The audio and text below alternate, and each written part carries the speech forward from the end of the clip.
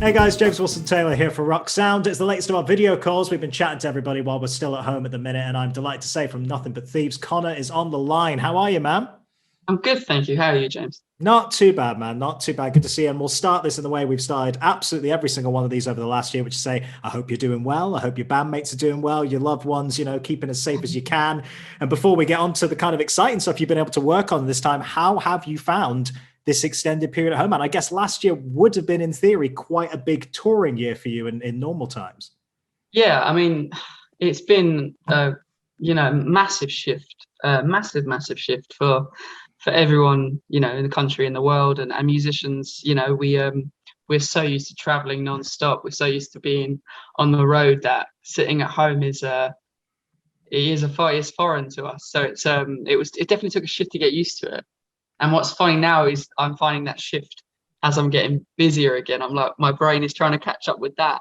It's really unusual but I guess that everyone has that with certain work. But yeah, miss touring so much, and miss playing live. It's kind of our bread and butter. So can't wait to get back to that. Yeah, I can imagine, man. And before we get into kind of new music, I mean, congrats on the last record, man. That obviously came out last year, Moral Panic, because it really did take you guys to another level. I feel I hear those singles everywhere, man, and they're big earworms of singles and really nice little different styles. You got a couple of big energetic ones in there, and some big made for arena stadium ballads kind of thing in there as well. It must have been surreal, like many other bands I've spoken to put a record out like that and not be able to treat it in exactly the same way and play these songs that are clearly built for live rooms, but not quite get them out yet. How did you find that whole release structure last year?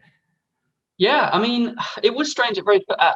The first single we released, "Is Everybody Going Crazy," was right at that point when people were, in a sense, buying Luro and pasta, and it was a really manic time. That first week, I remember I had like the first interview of that, and kind of being like, "What is going on?" And I think at the time felt guilt, but felt like, why are we releasing music and this sort of thing when this sort of chaos is going on, and I didn't know how to respond to that emotionally. I felt like I felt wrong, because when I kind of zoomed it back to being a human being, I feels like you're kind of, I don't know, it's not profiting off a bad time, but being like, oh, like we've released a song this week when people can't even work. But then I realized that during that lockdown that I reached out for so much music. More than I'd ever done in my entire life, actually, even from growing up, from being 14, 15 and listening to obviously all these bands and artists and stuff. I found myself during the lockdown, like, listening to so much new music and it helping, and so it kind of gave me a sense of comfort that this is, I guess, there's some kid on the other side of the planet who's maybe found any of our songs for the first time, and maybe that helps them get through their day, or they can relate to whatever. So that was kind of a sense of, oh, I'm glad we're doing it. But yeah, at first it was weird, and not being able to kind of play these songs live. I mean, we still really haven't. We've done a couple live streams and the odd live sessions here and there, but we haven't really played these songs live to an audience at all. So it's really weird. And obviously we've released new stuff, so it's like yeah, like we haven't played the old new stuff and now the new stuff. It is a bit weird, but The new it's good. collections, yeah, they're all coming together in these live shows. It's going to be really, really interesting to see those reactions. But that has got to be a nice thing, though, because again, like we say, the album was last year, and the fan reaction was bigger than ever, as far as I can see. Like I say, those singles were absolutely everywhere. It really did feel like a big, big moment for you guys as a band. It's got to be lovely that even though you can't necessarily tour it, seeing those reactions, even if it's Yeah. just in an online way, it feels like it's really, really connected with your audience. Yeah, I mean, these songs have done way better than I ever imagined. Because you don't really write them for that reason. You just write it for, like, when we're together, we just write what we love and what we enjoy and what we want to hear and what we want to play. And so to hear it connect with people and to see the fan base ever growing is amazing for us. It's a joy. Yeah. Well, now we reach this stage where, of course, there is more new music beyond that. Like you say, Futureproof is the single that's come out there. Starting point, I guess, is, you're following up that record. Is there anything in your head going, right, I want to try something very different? It does sound pretty different to what was on the album, to be fair, but was that a conscious decision, or is it just playing with new styles? What were the learnings from that record that have fed into this new material? The best thing about this whole process of writing new material was the fact that we didn't have to. Like, not that we ever have to, like, we kind of steer our own ship anyway, but we had no pressure to write anything or do anything, like we just released the record, we would honestly just bored. We had so much free time. I was always writing anyway, and I know Dom and Joe always write anyway for fun and stuff. And we just, when we could finally come together, we had like banks and banks of ideas. And I think because we didn't need to write, we didn't have to go, oh, maybe we should try and write a single, or we should try and write this song. We just said, let's just do whatever. We've been massively, and especially Dom and myself, like massively into hip hop and R&B, like always have been. And Dom's always producing that sort of stuff, and I'm always writing that sort of stuff. I love it, and I listen to it all the time. And it was that thing for us of how can we meld these two worlds that we love so much, which is like alt rock, and kind of like a hip hop R&B thing. How can we mold that really well? Because it's not like it is hard to do, but it can be done really, really badly. And that's why Dom's so important, because he is a producer, and his brain of how to mold the two things that he produces so well separately was really important. So I kind of like take my hat off to him. Yeah, so it's just like, let's just have fun and experiment and try and do a hip hoppy kind of rock song. That's what Futureproof was. And then these other songs, I don't know what you've heard, just have been so exciting to just experiment in new ways and not care actually about what comes out. And that's the beauty of it. That's why I've loved these songs that we've been writing recently, because we haven't cared at all about what we need to write, and they've just come out really fun and really interesting, I think. Yeah, it's almost cliche at this point to bang on about, everyone's blending genres today, but it is true. And particularly in the alt scene, I feel like there has been more and more of a space for hip hop influences in the last few years, actually, certainly across the whole spectrum of artists, really. But what I find interesting about this track is that, yes, you've got that hip hop beat in there, and yes, you could definitely clearly see that influence. It's among your heavier songs as well, though, man. It really is up there on the heavier material. Well, we had a song called Individual, or Can You Afford to Be an Individual, in the last record, which was one of our favorite songs. It was super heavy, kind of Rage Against Machine Queens thing, with, I guess, Nothing But Thieves on top. And it was like, how can we make a song like that more digestible? How can we make that into, future-proof? So we had these big rocking riffs, and just always just flow over the top, whatever we can come up with. But it did turn out way heavier, and I love that. Like Rich Costy, who he worked with, he's the rock guy, do you know what I mean? You've probably heard from everything that he's done. Like it was a dream matchup with Dom, who's got this super like modern forward thinking brain in terms of production in our band, and then Rich, who can just make these drums and guitars and vocals sound ridiculous. So yeah, it was awesome.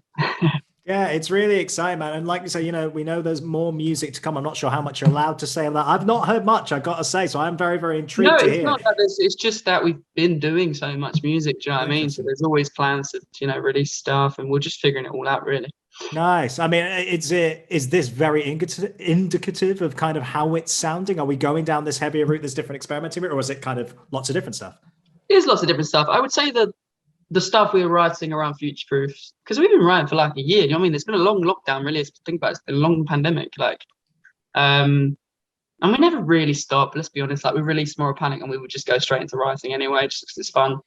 Around that time, it's definitely heavier, definitely again infused with hip hop and soul vocals and R&B. Like it's just that crazy world. But yeah, definitely heavier on the guitar side. These set of tracks that we've been writing, and then again after that it's changed avenues, but that's far into the future. That's another interview that I don't want to like release too much info about. But yeah, like we're just constantly doing stuff anyway, so it's always ever evolving. We're ahead of our releases. Do you know what I mean? It's weird. Well, it's funny. I mean, we were just chatting before we started recording here. You're on a writing day now, right? Is this another writing session to do stuff? Yeah, we're just together. Like the Dom Studios, this is his place, so we're just his studio's in the other room, and I live 10 minutes bike away, and Joe lives over the road basically. So it's like we just get together when and whenever, and that's the beauty of it. It's like we don't have to stress ourselves out. We'll just do a few days a week and watch the football tonight. Do you know what I mean? It's like it's just great. It's beautiful. Yeah, luxury of time. It's a nice thing to have. Well, looking to the future, as we know, live shows are hopefully starting to return in a much, much bigger way. Few festival dates to the calendar, but then I'm looking forward some of the biggest, well, I mean, the biggest gigs of your lives, man. O2 Arena for a start. I mean, this is big, Yeah. big stuff coming up here. How deep into it are you guys in terms of thinking about set list, thinking about how you want to set up an arena show like that? What stage are you at? Yeah, like massive. Like we've been planning it for ages. I think you just have to when it gets to that level. It's a different game. But you literally have people who are employed that they know that stuff better than you, like stage managers and lighting technicians, and all like the stuff that you'd guess. You know what I mean? So we can go, oh, how about this? We love this sort of stuff, and then you get some genius videographer or like stage technician, lighting guy, tour manager, to like put it all together for you and kind of make your cliche dream come true. Because the O2 is that, it's I'm from Essex, so it's 35-40 minutes on the train. It's there. It's where I obviously, like before the O2 came about, or Millennium Stadium as it was, I was always going further way west to like Wembley and stuff to see stuff, the big ones. And then as soon as that came, it was where I'd go. Watched loads of bands over the years there, and loads of other stuff. And it was just that thing of you were like 9, 10 going, oh, I know I can do that. I kind of think I really like.